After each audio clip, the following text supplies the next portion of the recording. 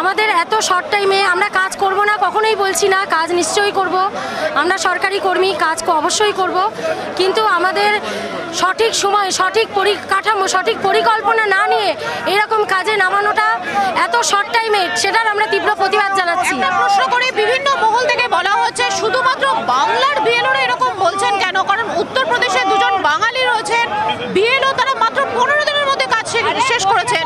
তাহলে আমাদের বাংলায় যারা বিএলও তাদের এত অসুবিধা হচ্ছে কোথায়? সঠিক পরিকাঠামো আমাদের সেই আপনি যে রাজ্যের কথা বললেন সেই রাজ্যের সঙ্গে আমাদের পরিকাঠামোটা কি সেম?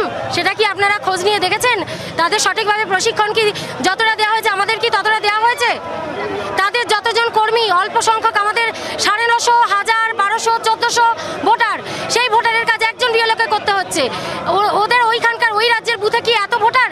আর সেই ভোটারের তাহলে বিএলও কি সেই পরিমাণ নিয়োগ করা ছিল? আপনি এইগুলো খোঁজ নিয়ে কি কথা বলছেন? সেইগুলো খোঁজ নিতে হবে, সেই তুলনা দেখাতে হবে।